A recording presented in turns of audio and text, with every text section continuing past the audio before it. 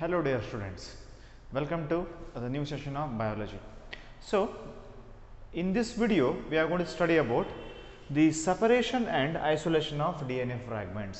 Okay, so ನಾವು previous ವಿಡಿಯೋದಲ್ಲಿ ಏನು ಕಲ್ತ್ವಿ, ಯಾವ ರೀತಿಯಾಗಿ ನಾವು DNA ಅಥವಾ ಜೆನೆಟಿಕ್ ಮಟೀರಿಯಲ್ನ ನಾವೇನು ಮಾಡ್ಬೋದು, ಇಲ್ಲಿ ಫ್ರಾಗ್ಮೆಂಟ್ನ ಕ್ರಿಯೇಟ್ ಮಾಡ್ಬೋದು. So by using the REN ಫ್ರಾಗ್ಮೆಂಟ್ನ ಕ್ರಿಯೇಟ್ ಮಾಡೋದಂದ್ರೆ ಏನಪ್ಪ ಇಲ್ಲಿ, that is we are going to cut the DNA. Okay, so when we are going to cut the DNAs are going to form small fragments. ಆ ಫ್ರಾಗ್ಮೆಂಟ್ನ ನಾವು extract ಮಾಡಬೇಕು ಅಥವಾ isolate ಮಾಡಬೇಕಲ್ಲ ಅಥವಾ ಸಪ್ರೇಟ್ ಮಾಡಬೇಕಲ್ಲ, ಆ ಪ್ರೋಸೆಸ್ನ ನಾವು ಇವತ್ತು ಕಲಿಯೋಣ. ಓಕೆ, ಸೊ ಯೂಶ್ವಲಿ ಯಾವಾಗ ನಾವು RENನ ಓಕೆ ಸೊ DNA ಟ್ರೀಟ್ ಮಾಡೋದಕ್ಕೆ ಹಾಕ್ತೀವೋ, so REN is very specific. Okay, it is very specific. That's why it is going to break the DNA in a very specific part. That specific part is called palindromic sequence. Okay, so our palindromes anta ಹೇಳ್ತಾರೆ. ಆ palindromes ನ cut ಮಾಡಿದಾಗ ಪ್ರತಿಯೊಂದು RNA ಗೂ ಒಂದೊಂದು specific palindrome ನ recognise ಮಾಡುವಂತ capacity ಇರುತ್ತೆ, ಹೌದಾ? So if the REN is going to be what you called provided with that of the DNA, then REN is going to cleave or cut the DNA in very specific part and going to form, okay, and going to form fragments, different fragments, ಹೌದಾ? So ಬೇರೆ ಬೇರೆ ಇಲ್ಲಿ fragments ಸಿಗ್ತಾವೆ. ಎಲ್ಲ fragments ಒಂದೇ length ಇರಬೇಕಂತ ಹೇಳಿ ಯಾವುದೇ ರೂಲ್ಸ್ ಇಲ್ಲ. Why? Because the palindromes may present in any part of the DNA, ಎಷ್ಟು ದೂರಕ್ಕಾದರೂ ಇರ್ಬೋದು. ಓಕೆ, ಸೊ ಈಗ DNA ನಾವು ಲಾಂಗ್ ಲೆಂತ್ ತಗೊಂಡ್ರೆ ಒಂದು ಪ್ಯಾಲಿಂಡ್ರೋಮ್ ಇಲ್ಲಿದ್ರೆ ಇನ್ನೊಂದು ಪ್ಯಾಲಿಂಡ್ರೋಮ್ ಇಲ್ಲಿರ್ಬೋದು, ಇನ್ನೊಂದು ಪ್ಯಾಲಿಂಡ್ರೋಮ್ ಇಲ್ಲಿರ್ಬೋದು, ಇನ್ನೊಂದು ಇದ್ರ ಪಕ್ಕದಲ್ಲಿರ್ಬೋದು. So that's why we are going to get different kind of what you called the DNA length, okay, or different DNA with a different length. Okay, so ಈ DNA ಅಥವಾ ಡೈಜೆಸ್ಟೆಡ್ DNA ಅಂತ ಕರಿಬಹುದು. So digested with the REN ಈ DNA ನ ನಾವು ಹೇಗೆ separate ಮಾಡಬೇಕು, ಹೇಗೆ ಐಸೋಲೇಟ್ ಮಾಡಬೇಕು, that is what the technique we are going to study. Okay, ಇದರಿಗಿನ ಮುಂಚೆ ನಾವೇನು ತಿಳ್ಕೊಬೇಕಪ್ಪ ಅಂತಂದರೆ, why we have to isolate the DNA fragments, that is a question mark. Okay, so why we have to do this process. ಈ process ನಮಗೆ ಯಾಕೆ ಬೇಕು, ನಾವು ಈ ಪ್ರೋಸೆಸ್ನ ಯಾಕೆ ಮಾಡಬೇಕು? Okay, so why? Because the DNA what we are using here, this DNA is having the alien, or you can say the desired the character. Okay, so ಈ DNA ನಮಗೆ ಏನಿದೆ ಈಗ ಡಿಸೈರ್ಡ್ ಕ್ಯಾರೆಕ್ಟರ್ಸ್, ನಮಗೆ ಬೇಕಾಗಿರುವಂಥ ಒಂದು ಕ್ಯಾರೆಕ್ಟರ್ ಇದೆ. So ಆ ಕ್ಯಾರೆಕ್ಟರ್ನ ನಾವು ಎಕ್ಸ್ಟ್ರಾಕ್ಟ್ ಮಾಡಬೇಕಂತಂದರೆ first we have to cut the DNA. ಆ DNA ನಾವು ಕಟ್ ಮಾಡಬೇಕು. ಸೊ ಕಟ್ ಮಾಡಿದಾಗ ನಾವು ಅದಕ್ಕಿಂತ ಮುಂಚೆ ಸಾಕಷ್ಟು ರಿಸರ್ಚ್ನ ಮಾಡಿರ್ತಾರೆ ಯಾವ RNA ಯೂಸ್ ಮಾಡಬೇಕು ಅಂತ ಹೇಳಿ. That is what you called not required here. So but ಅದನ್ನು ಕಟ್ ಮಾಡಿದಾಗ ಅದರ ಫ್ರಾಗ್ಮೆಂಟ್ ಆಗುತ್ತೆ. ಆ ಫ್ರಾಗ್ಮೆಂಟ್ನ ಐಸೋಲೇಟ್ ಮಾಡಿ ನಾವು ಆ ಜೀನನ್ನು ಐಡೆಂಟಿಫೈ ಮಾಡಬಹುದು. Okay, so that's why first we have to cut the DNA and later separate them according to their length. Okay, that is what is the separation and isolation of DNA fragment. This process can be done by using a technique called gel electrophoresis. Okay, gel electrophoresis. So this gel electrophoresis is a technique which is used to isolate the different length of or different lengthed fragment of the DNA with the help of electric field and a medium. Okay, ಇದನ್ನು ಯಾವ ರೀತಿಯಾಗಿ ನಾವು extract ಮಾಡ್ತೀವಿ, ನಮಗೆ mainly ಇಲ್ಲಿ medium ಬೇಕು ಮತ್ತು electric field ಬೇಕು. ಸೊ ಎಲೆಕ್ಟ್ರಿಕ್ ಫೀಲ್ಡ್ನ ಅಪ್ಲೈ ಮಾಡಿದಾಗ, so when you are going to create electric field or a specific electrode we are going to use here, then we are able to what you called the separate the DNA. ಅದನ್ನು ಹೇಗೆ ಮಾಡ್ತೀವಿ ಅಂತೇಳಿ ನಾವು ಈ ವಿಡಿಯೋದಲ್ಲಿ ಕಲಿಯೋಣ. Okay, the first thing, that is what is gel electrophoresis. So what is that? What is gel electrophoresis? Gel electrophoresis is technique of separation of DNA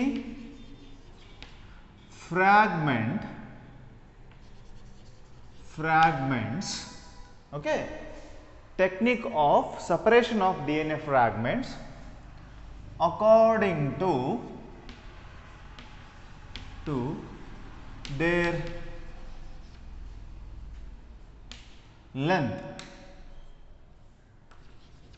okay, according to their length. So ಅದರ ಲೆಂತ್ಗೆ ಅನುಗುಣವಾಗಿ DNA ನ separate ಮಾಡುವಂತ ಒಂದು method ನ ನಾವೇನಂತ ಕರಿತೀವಿ, gel electrophoresis ಅಂತ ಕರಿತೀವಿ. Okay, so now we are going to study this gel electrophoresis. So RN ಇಂದ ಕಟ್ ಮಾಡಿರುವಂತ ಏನು ದ ಫ್ರಾಗ್ಮೆಂಟ್ ನ ಸಪರೇಟ್ ಮಾಡುವಂತ ಟೆಕ್ನಿಕ್ ನಾವೇನಂತೀವಿ, ಜೆಲ್ ಎಲೆಕ್ಟ್ರೋಫೋರೆಸಿಸ್ ಅಂತ ಕರಿತೀವಿ. Okay, so gel electrophoresis mainly require a medium. Okay, ಇಲ್ಲಿ ಒಂದು ಮೀಡಿಯಂ ಬೇಕು. ಯಾವ ಮೀಡಿಯಂನ ನಾವು ಯೂಸ್ ಮಾಡ್ತಿದ್ದೀವಿ ಇಲ್ಲಿ? We are going to use a medium prepared with a polysaccharide. Prepared with a polysaccharides or polysaccharide. That polysaccharide is called agarose. Okay, that polysaccharide is called agarose. ಈ agarose ನ ಎಲ್ಲಿಂದ ನಾವು ಪಡಿತೀವಪ್ಪ? This agarose is extracted from seaweed. Okay, it is extracted from seaweed. ಒಂದು ಸಮುದ್ರದ ಒಂದು plant ಇಂದ, ಆಲ್ಗೆಯಿಂದ ನಾವು ಈ ಅಗರೋಸ್ ನ ಎಕ್ಸ್ಟ್ರಾಕ್ಟ್ ಮಾಡಬಹುದು. ಸೀವೀಡ್ ಇಂದ ಇದನ್ನ ಎಕ್ಸ್ಟ್ರಾಕ್ಟ್ ಮಾಡಬಹುದು. Okay, this agarose is going to help in case of what you call separating the DNA. Okay, DNA ನ ಸಪರೇಟ್ ಮಾಡಲಿಕ್ಕೆ ಇದು ಹೆಲ್ಪ್ ಮಾಡ್ತದೆ. So very special thing about this agarose is, ಈ agarose ನ ಬಹಳ ಲೋ ಅಥವಾ less ಕ್ವಾಂಟಿಟಿಯಲ್ಲಿ ನಾವು ಯೂಸ್ ಮಾಡ್ತೀವಿ. Okay, so if we are going to prepare 1 litre, okay, 1 litre of medium, ಈ ಮೀಡಿಯಂ ಅಥವಾ ಜೆಲ್ ನಾವು ಪ್ರಿಪೇರ್ ಮಾಡಬೇಕಾದ್ರೆ ಈ 1 ಲೀಟರ್ ಅಲ್ಲಿ 0.7 ಇಂದ 2% ಅಗಾರೋಸ್ ನ ಯೂಸ್ ಮಾಡ್ತೀವಿ ಅಷ್ಟೇ, ಅದಕ್ಕಿಂತ ಜಾಸ್ತಿ ಯೂಸ್ ಮಾಡಲ್ಲ. 0.7 to 2% ಅಂದ್ರೆ ಎಷ್ಟಾಯ್ತು? 0.7 to 2 ಗ್ರಾಮ್ ಮ್ಯಾಕ್ಸಿಮಮ್. ಅಷ್ಟು ಜಾಸ್ತಿ ಕೂಡ ಕೆಲವೊಂದ್ಸರಿ ಯೂಸ್ ಮಾಡ್ತಾರೆ, ಬಟ್ ಇಲ್ಲಿ DNA ಅಲ್ಲಿ 0.7 to 2% agarose ನ ನಾವು ಯೂಸ್ ಮಾಡ್ತೀವಿ. Okay, so this technique involves the formation of the media or preparation of the media. This media is actually synthesized by the polysaccharide called agarose. That agarose what we are using, that is about 0.2 to 2%. Okay, agarose ಮಾತ್ರ ನಾವಿಲ್ಲಿ use ಮಾಡ್ತೀವಿ. So this agarose, okay, is going to be dissolved in hot water ಅಥವಾ boiling water. Boiling water ಅಲ್ಲಿ ನಾವು ಇದನ್ನ ಅಗರೋಸ್ನ ಹಾಕಿದಾಗ ನಮಗೊಂದು ಮೀಡಿಯಾ ಸಿಗ್ತದೆ. So when you are going to cool that what you called agarose, it is going to form a slab. That is what we called gel slab. Okay, ಅದನ್ನೇನಂತಾರೆ? Gel slab ಅಂತ ಕರೀತಾರೆ. ಸೊ ಇದನ್ನೇನು ಮಾಡಬೇಕು? ಒಂದು specific container ಇರ್ತದೆ, ಆ container ಒಳಗೆ ಹಾಕಿಟ್ಟಾಗ, okay, ಆ ಸ್ಪೆಸಿಫಿಕ್ ಕಂಟೈನರ್ ಅಲ್ಲಿ ಹಾಕಿಟ್ಟಾಗ ಅದು ಒಂದು ಶೇಪ್ ಫಾರ್ಮ್ ಆಗ್ತದೆ. ಈ ಶೇಪಿಗೆ, ಓಕೆ, ನಾವೇನು ಮಾಡಬೇಕು? ನಾವು ಪ್ರಿಪೇರ್ ಮಾಡಿರುವಂಥ, ಓಕೆ, ಸೊ ಏನು ಈ ಮಿಕ್ಸ್ಚರ್ ಇದೆಲ್ಲ agarose plus hot water, okay, ಅದನ್ನು ನಾವೇನು ಮಾಡಬೇಕು? ಪೋರ್ ಮಾಡಬೇಕು. ಪೋರ್ ಮಾಡಿದಾಗ it is going to take a shape, okay, and we are going to create here small holes. ಈ ಶೇಪಿಗೆ ಏನಂತಾರೆ ಅಥವಾ ಈ ಸ್ಟ್ರಕ್ಚರ್ಗೆ ಏನಂತಾರೆ?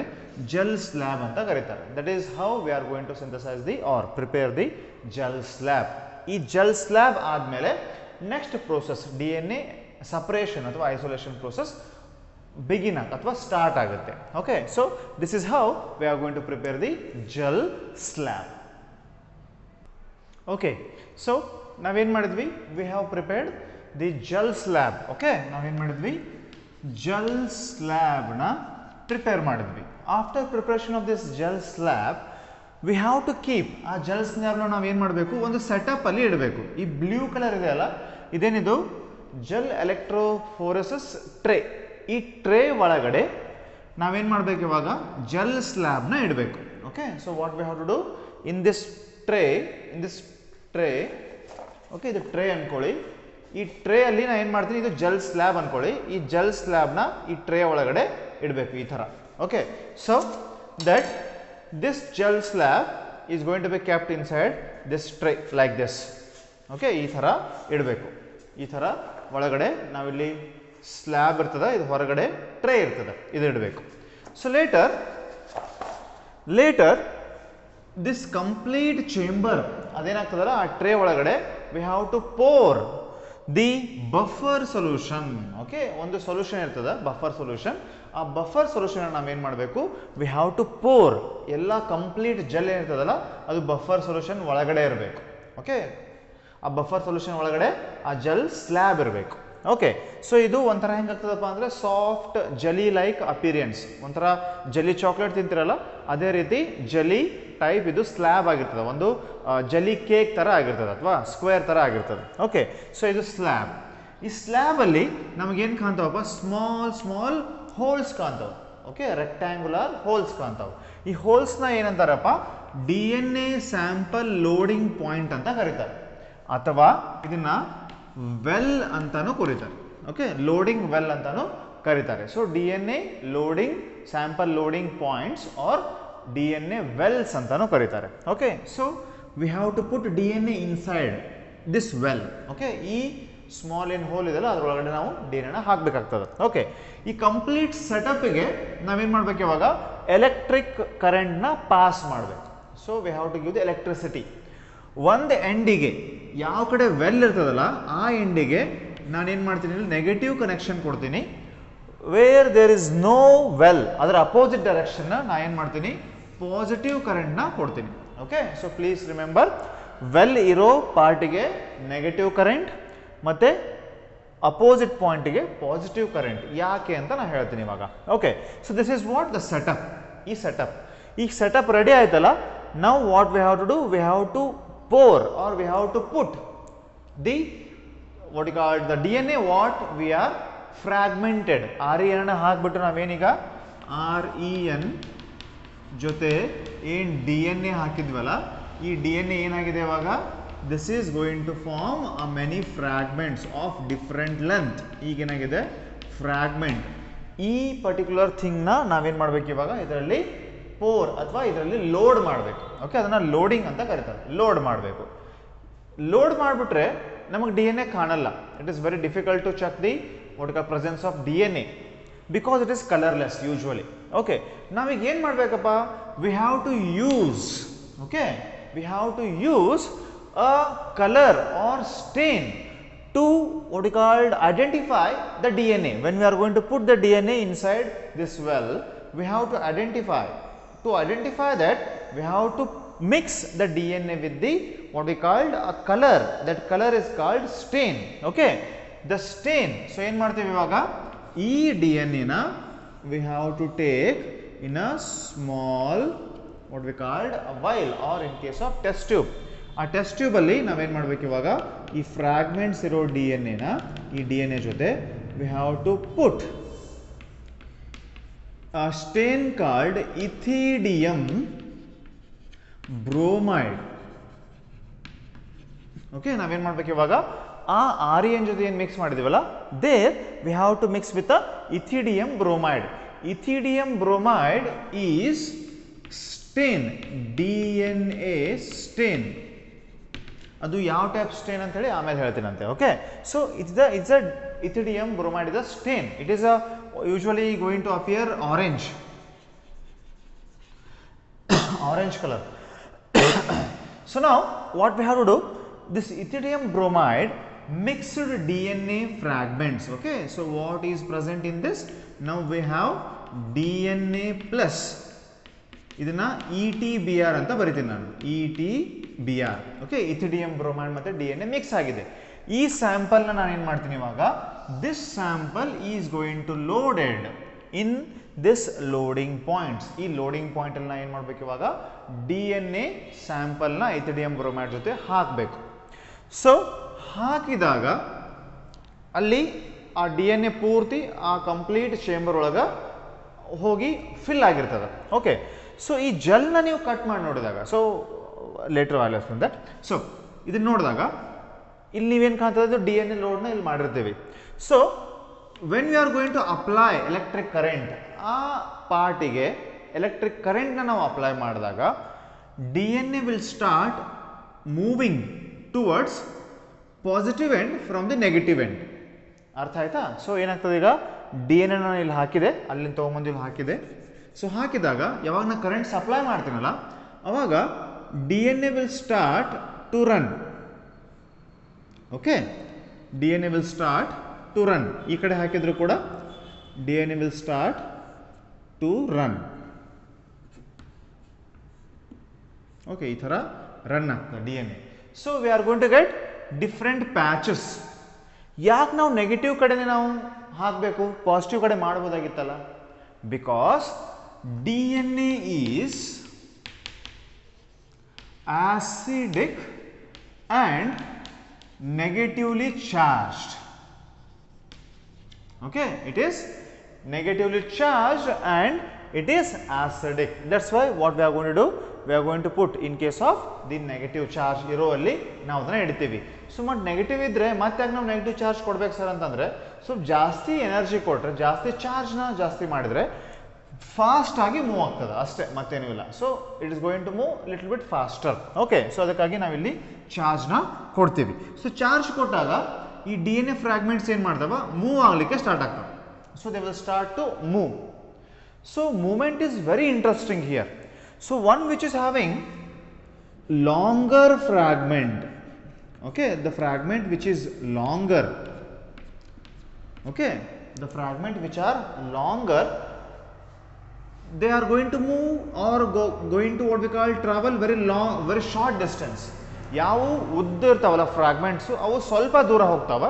ಯಾವ ಸಣ್ಣ ಸಣ್ಣ ಫ್ರಾಗ್ಮೆಂಟ್ ಇರ್ತಾವಲ್ಲ ಅವು ಭಾಳ ದೂರ ಹೋಗ್ತಾವೆ. Okay, that's why I have marked here bigger or larger fragments very near to the well, okay, and smaller fragments away from the well. So ಹೆಂಗೆ ಎಷ್ಟು ಸ್ಮಾಲ್ ಇರ್ತದಲ್ಲ, ಎಷ್ಟು ಚಿಕ್ಕದಿರ್ತದಲ್ಲ, ಅದು ವೆಲ್ ಇಂದ ಅಷ್ಟು ದೂರ ಹೋಗ್ತದೆ.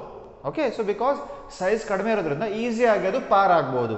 ಸೊ ಪಾರ್ ಆಗಬಹುದು ಅಂತಂದ್ರೆ ಇದ್ರೊಳಗೆ ಏನಿರ್ಬೋದಪ್ಪ ಹಂಗಾದ್ರೆ, so gel is going to appear like this. ನೀವು ಜೆಲ್ನ ಕಟ್ ಮಾಡಿ ಮೈಕ್ರೋಸ್ಕೋಪ್ ಕೆಳಗಡೆ ಇಟ್ಟು ನೋಡಿದ್ರೆ ಜೆಲ್ ಒಳಗಡೆ ಏನು ಕಾಣ್ತದಪ್ಪ, compact arrangement of this agarose. Okay, agarose the what you called the molecules ಗೆ ನೀವು ನೋಡಬಹುದು, molecules ನ ನೀವು ಚೆಕ್ ಮಾಡಿದಾಗ ಸೊ ಪ್ಯಾಕಿಂಗ್ ಇಲ್ಲಿ ನೋಡಬಹುದು.